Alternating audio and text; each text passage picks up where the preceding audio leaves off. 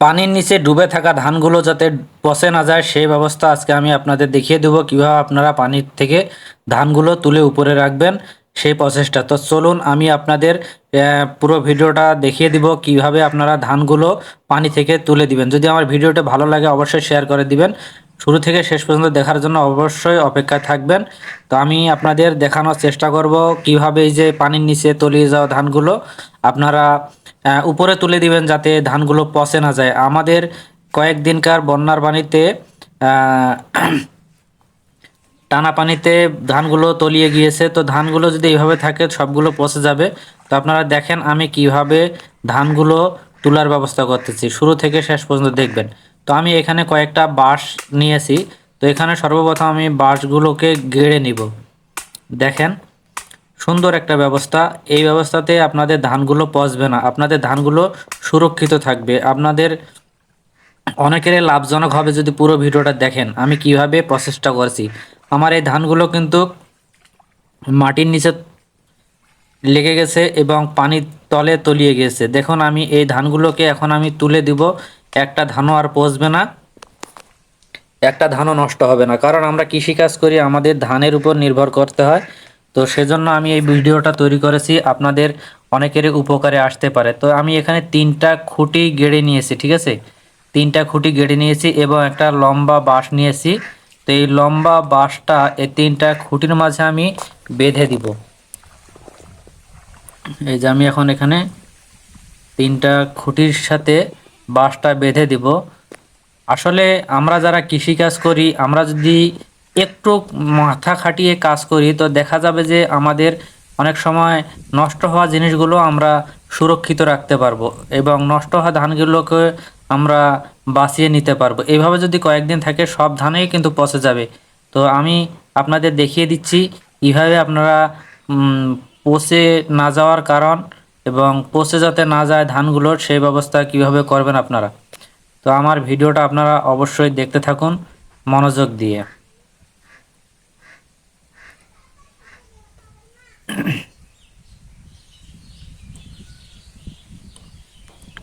দেখুন আমি তিনটাতে বান দিতেছি।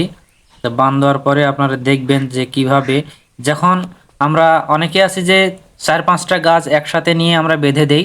তো চার পাঁচটা গাছ একসাথে নিয়ে বেঁধে দিলে ধানগুলো কিন্তু আবারও বাতাস আসলে পড়ে যাবে, কিন্তু এভাবে আর পড়বে না। আর চার পাঁচটা গাছ বাঁধার জন্য আপনাদের অনেক লোকের প্রয়োজন হয়, আর এখানে কিন্তু আপনি একা চেষ্টা করলে একাই একটা জমির ধান একাই তুলে দিতে পারবেন। তো দেখেন আমি সর্বপ্রথম বাঁশটা বাঁধার পরে আমি এখানে যে বাঁশের পাশে যে ধানগুলো আছে বিপরীত পাশে পড়ে গিয়েছে, আমি এখন তার বিপরীত পাশে আমি ধানগুলো তুলে দিচ্ছি বাঁশের মধ্যে। হ্যাঁ, এই বাঁশের মধ্যে তুলে দেওয়ার পরে দেখা যাবে যে একটার উপর একটা একটার উপর একটা আমি ধানগুলো তুলে দিব।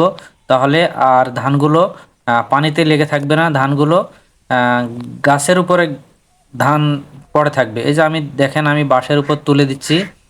এভাবে কিন্তু আপনারাও কাজ করতে পারেন। যখন দেখবেন যে এদিকের ধান সব বাঁশের উপর তোলা হয়েছে, আবার আরেকটা বাঁশ আরেক দিকে দিবেন। দেওয়ার পরে ওইখানেও এই একই সিস্টেমে আপনারা কাজ করতে পারেন। দেখবেন যে পুরো ধান খেতে তিনটা কিংবা চারটা বাঁশ যদি এভাবে বেঁধে দেন তাহলে আপনাদের পুরো ক্ষেতটাই কিন্তু ওই বাঁশের উপরে থাকবে, ধানগুলো পানির উপরে। তো এইভাবে আপনারা কাজ করতে পারেন। তো দেখেন আমি সর্বপ্রথম এক সাইডের ধানগুলো বাঁশের উপর তুলে দিয়েছি, এখন আবার বিপরীতে যে ধানগুলো আছে এই ধানগুলো ওই গাছগুলোর উপর তুলে দিব। এই যে আমি এখন এই যে আরেক যে ধান আছে এই ধানগুলো এই গাছগুলো এই গাছের উপর তুলে দিচ্ছি এই পানি থেকে। তো এই সিস্টেমে আপনারা করতে পারেন। যদি এই সিস্টেমে করেন পুরো ক্ষেতটা আপনাদের বেঁচে যাবে এবং ধানগুলো আপনাদের সুরক্ষিত থাকবে। আর কিছুদিন গেলে হয়তো ধানের পানি কমে যাবে, তখন আমরা ধানগুলো কেটে নিতে পারবো।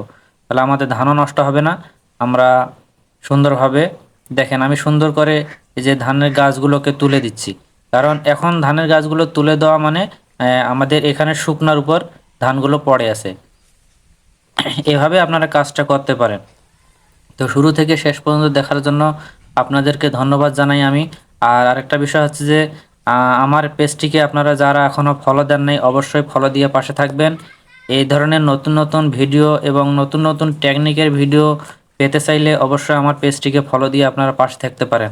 কারণ এ ধরনের শিক্ষামূলক ভিডিও দেখে আপনারা অনেক কিছু শিক্ষা লাভ করতে পারেন। আর একটা ভিডিও দেখে যদি আপনারা শিক্ষামূলক কোনো কিছু শিখতে পারেন তাহলে হয়তো আমি নিজেকে ধন্য মনে করব। আমার এই ভিডিওটা দেখার পরে হয়তো অনেকেরই উপকারে আসবে, আর উপকারে আসলে অবশ্যই ভিডিওটা শেয়ার করে দিবেন। আপনাদের শেয়ারের মাধ্যমে দেখা গেল যে আরও অনেকের এই লাভজনক হবে, কারণ আমাদের বর্তমান যে কৃষিকাজের কৃষি জমিতে আমরা ধানগুলো লাগিয়েছি, এভাবে কিন্তু আমাদের বিঘাকে বিঘা পানির নিচে তলিয়ে গিয়েছে।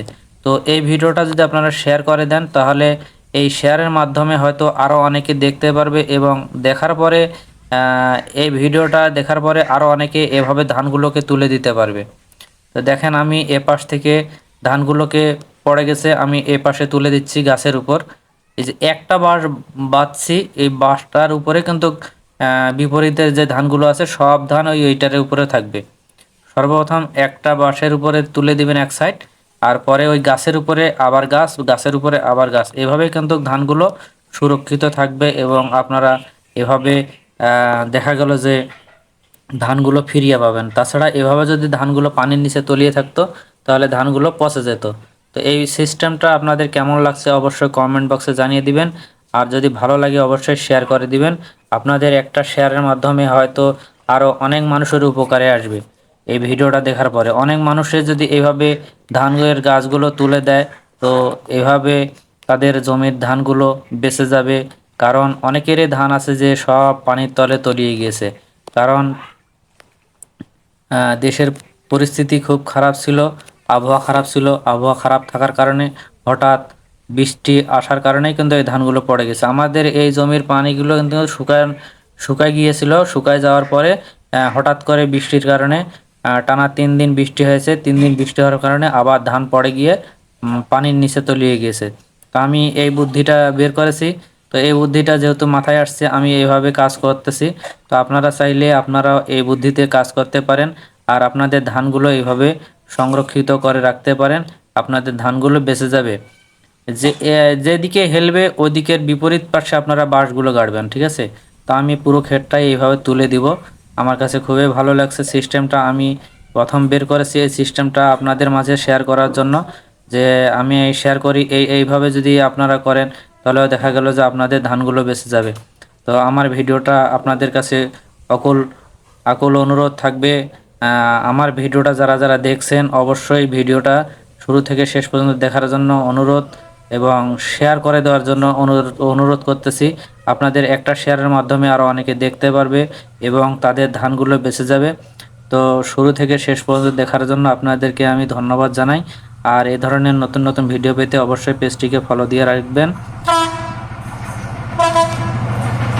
দেখতে থাকুন শেষ পর্যন্ত।